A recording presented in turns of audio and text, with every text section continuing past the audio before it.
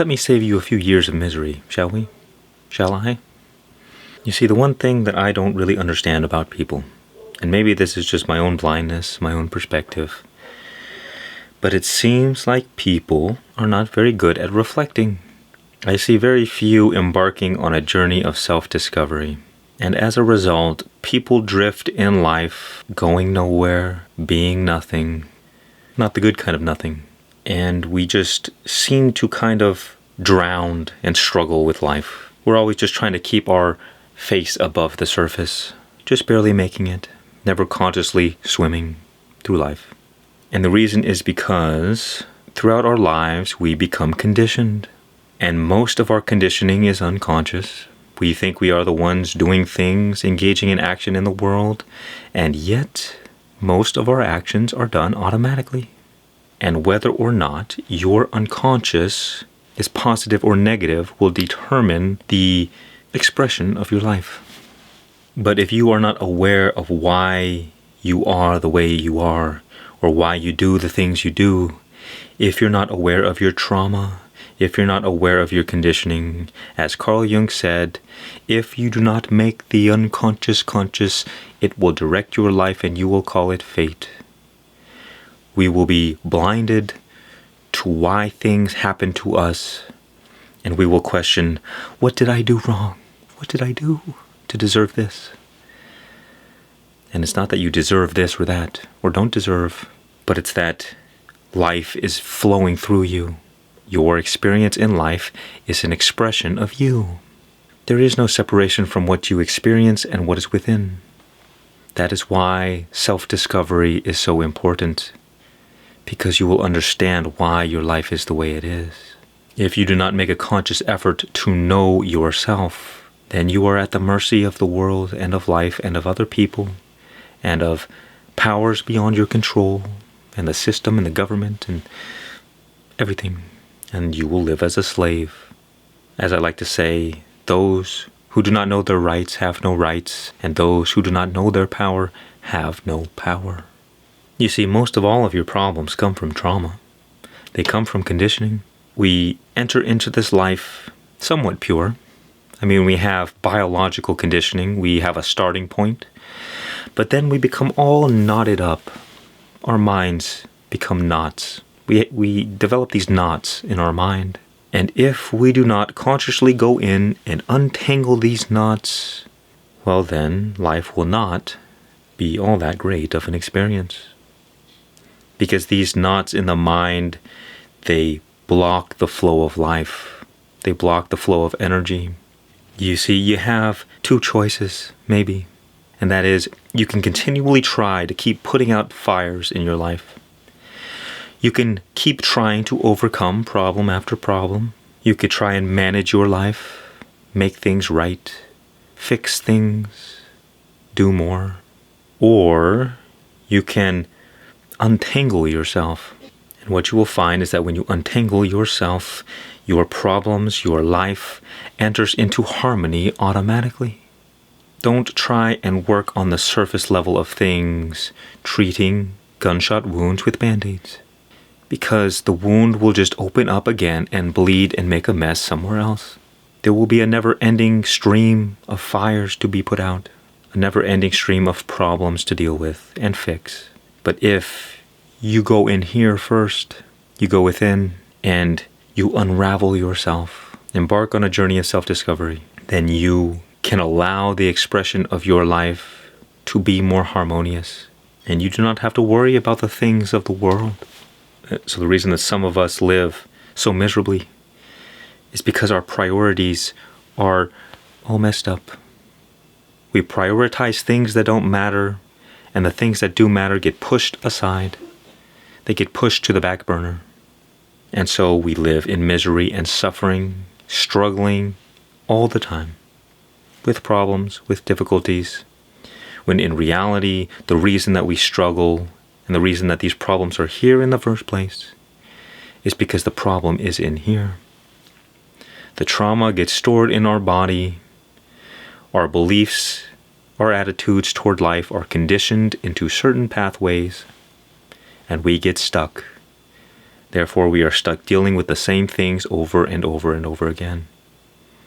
And until we release that trauma, until we undo the conditioning, until we become free, we will be stuck on this endless cycle of suffering.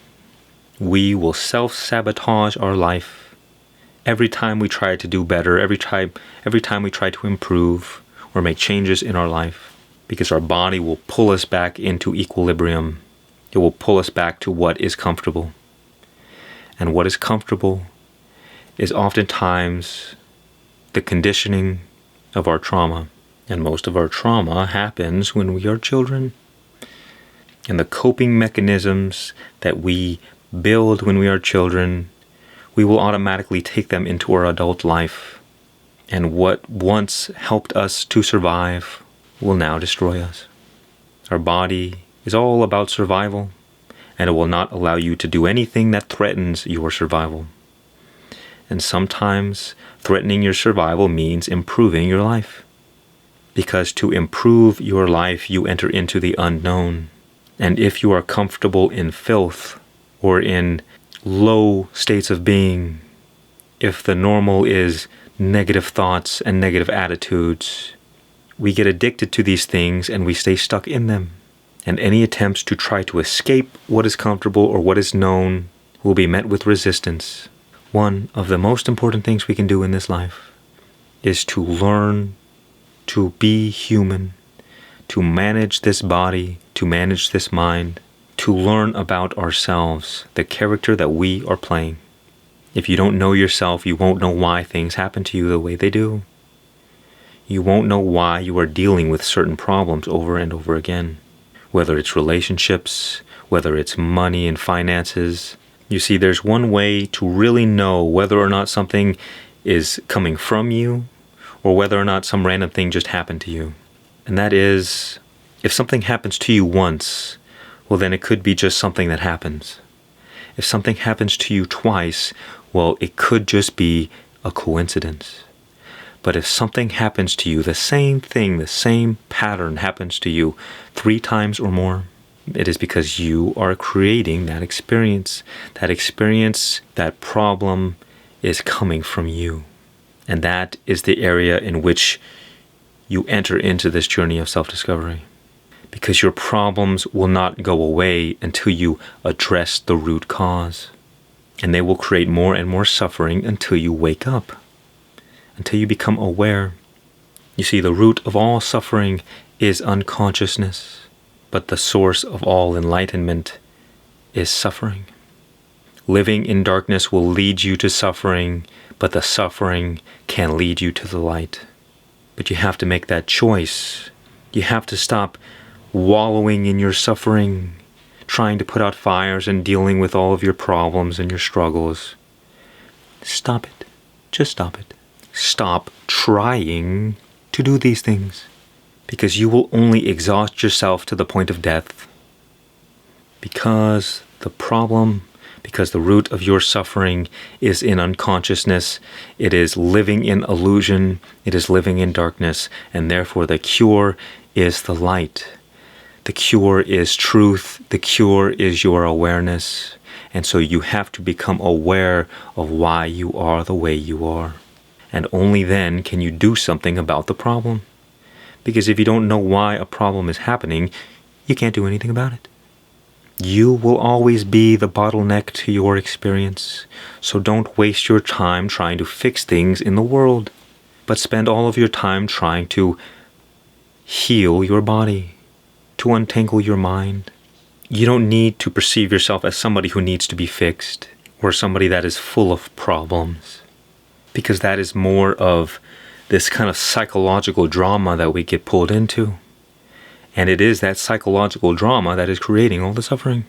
But rather recognize objectively that we cannot be in this life without being traumatized, without being conditioned. That is why we enter onto a journey of self-discovery, because we begin operating out of curiosity rather than fear. The fruits of your actions will always be expressed by the source from which those actions are taken. And what this means is that it doesn't matter how good of an intention you think you have, if you take an action out of fear, your result will always be negative. That is why it is said, the road to hell is paved with good intentions. If you try to fix yourself out of fear, or out of running away from your problems, or out of anything negative, shame, guilt, regret, these can be temporary motivating factors, but they can never sustain lasting positive results. But if you know yourself from a place of curiosity, or even better, a place of love, you learn to love yourself, you learn to love life, you want a better life because you love yourself. Well then, no matter how much you fumble and make mistakes, you will sustain positive results. So it is of critical importance that you approach life from an attitude of love. You want to change, you want to live better, not out of fear of consequences, not out of worry of imaginary evils or danger, but because you love yourself and the people around you. And by healing yourself, you heal the world, because you are no longer putting out into life an expression of negativity. You no longer create suffering in yourself or in the world. You simply release the energy blockages and life can flow more freely. And because life is the source of all harmony, you become a source of harmony in the world and in your environment and for the people around you. And you recognize that all of your problems, all of your suffering and struggles, they come simply because of a lack of harmony. That is literally what problems are. Because when you are in harmony, there are no problems, there is no suffering. As I like to say, we are all instruments of God, and our life is the song. But if you are out of tune, the expression of your life, your song, will not be harmonious.